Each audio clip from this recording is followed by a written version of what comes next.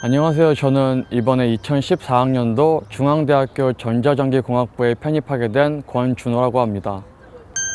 네, 전문대에 처음에 다니면서 교수님들이나 이제 학생들, 선배들의 이야기를 듣고 취업 후에 받게 되는 연봉이나 또는 어떤 일을 하게 되는지에 대해서 이야기를 들은 후에 그다음에 이제 편입을 해야겠다는 마음을 처음 먹었습니다.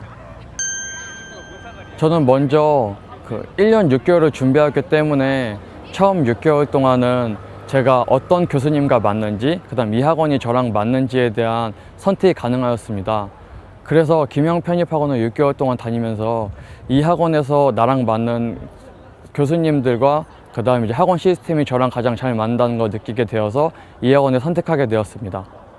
네, 처음 6개월을 준비했을 때는 마음가짐도 좀 약했고, 그리고 이제 영어 실력, 수학 실력이 좀 터무니없이 부족한 상태에서 처음 여름방학에 학원에 등록을 하게 되었는데, 그 학원에 다녔을 때도 열심히 하지 않았고, 그리고 기본기가 너무 부족한 터라 그래서 떨어지게 된 것 같습니다. 그래서 처음 6개월은 좀 안 된다 싶어서 뒤에 1년을 더 준비하게 되었습니다.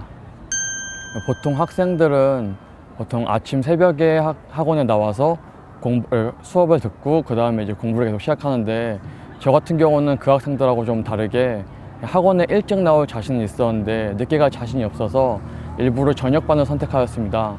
그래서 새벽 6시, 문이 열리는 새벽 6시 반부터 시작해서 저녁 6시까지 처음에 공부를 하였고, 그 이후에 수업을 듣는 방식을 택하였습니다. 저 같은 경우는 공부를 했을 때 그 공부의 결과가 어떻게 나오는지가 되게 중요한 사람이라서 항상 예습을 확실히 하고, 그 다음에 이제 수업에 들어가서 복습을 이제 하면서 제가 얼마나 공부를 열심히 했는지 그 하루 동안의 그 성취도를 평가하는 방식으로 공부를 하였습니다. 네, 처음 3월부터 5월까지는 어휘와 문법에만 중점을 둔 공부를 하였습니다. 먼저 영어 공부에서 가장 중요한 게 어휘라고 생각하였기 때문에 어휘랑 문법에 좀 더 중점을 두었고, 공부하는 시간의 약 70%를 어휘와 문법에만 치중하였습니다. 그리고 6월부터 8월까지는 어휘량은 그대로 남기고 문법량을 조금 줄여 독해 공부에 좀 더 치중하였습니다. 이제 문법에 대한 지식이 좀 생기고 이해도도 높아졌기 때문에 이제 문제풀이에 대한 자신감이 좀 생겼습니다. 그때부터는 이제 독해 문제에 좀 더 신경을 쓰기 위해서 어휘와 독해에 좀 더 신경을 쓰기 시작했습니다. 9월부터 12월까지는 문제풀이에 집중을 하였습니다. 편입 기출문제를 풀다 보면 똑같은 문제는 아니지만 거의 비슷하다고 볼 수 있는 문제들이 많이 출제되고 있습니다. 그래서 최대한 많은 기출문제를 풀어 실전 문제에도 도움이 될 수 있도록 문제풀이와 오답노트에 치중을 두었습니다. 수학 수업의 경우 주말에만 수업이 있어서 처음에는 주말 시간에만 많이 투자하였습니다.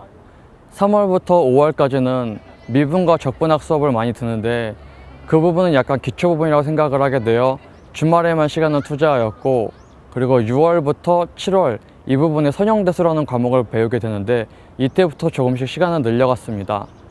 평일에 약 1시간에서 2시간 정도 좀 더 투자를 하였고, 그리고 영어 공부에 좀 더 치중한 공부를 하게 되었습니다. 8월부터 12월까지는 공학 수학을 배우게 되는 단계입니다. 공학 수학의 경우 수학 문제 중에 가장 어렵다고 생각되는 부분이고, 그리고 시험에서도 가장 많이 출제되는 부분입니다. 공학 수학을 문제 풀 때는 처음에 공식 같은 것이 굉장히 많았는데, 그 공식을 무작정 외우는 것이 아니라 저는 문제풀이를 통해서 익히는 방법을 택하였습니다. 어떤 문제가 나와도 당황하지 않고 문제풀이를 할 수 있어야 시험장에서 문제를 잘 풀 수 있다고 생각하였기 때문입니다.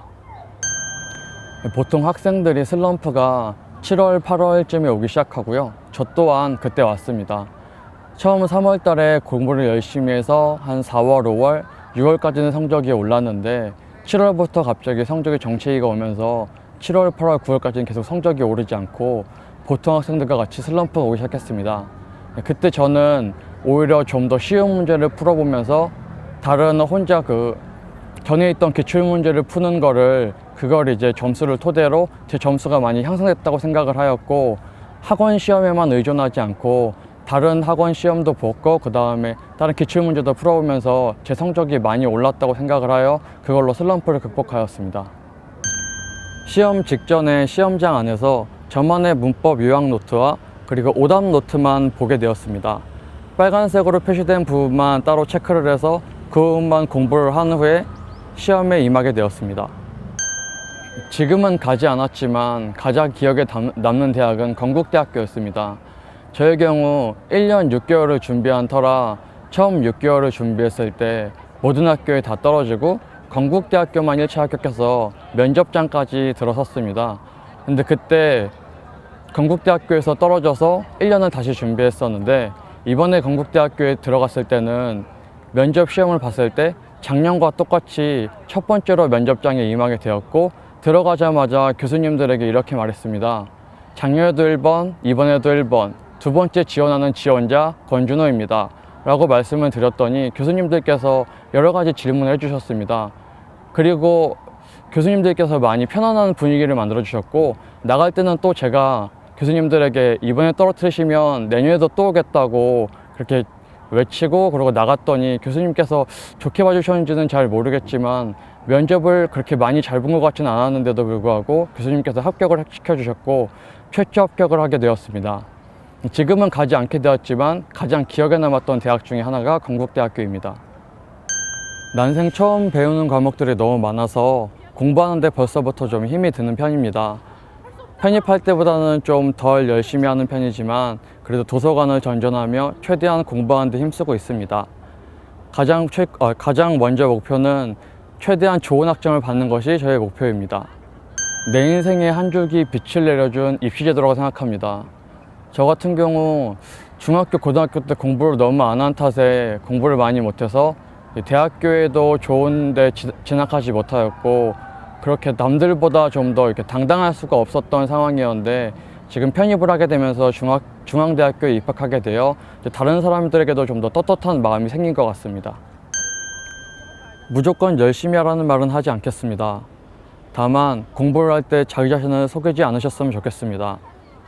예를 들면 오늘 집중할 시간이 그렇게 많지 않았는데도 불구하고 보통 학생들이 나 오늘 정말 공부 열심히 했다라고 생각하시는 분들이 계세요. 그런데 그것은 자신을 속이는 일입니다. 정말 공부를 열심히 했을 때만 그렇게 생각하셨으면 좋겠습니다. 그리고 학원 시험이 결과가 좀 좋지 않은 결과가 나왔더라도 실망하지 마세요. 낮은 점수도 내가 받은 점수이고 내가 노력해서 얻은 결과입니다. 그리고 낮은 점수는 앞으로 올라갈 점수가 많다고 생각하셨으면 좋겠습니다. 그리고 높은 점수를 받았다고도 너무 좋아하지 마세요. 앞으로 결과가 또 안 좋아질 수 있으면 그게 나중에 큰 타격이 될 수도 있습니다. 높은 점수도 낮은 점수도 다 내가 받은 점수이고 앞으로 어떻게 될지 모르기 때문에 점수에는 너무 연연하지 않으셨으면 좋겠습니다. 꿈을 향해 도약하라. 김영편입 화이팅!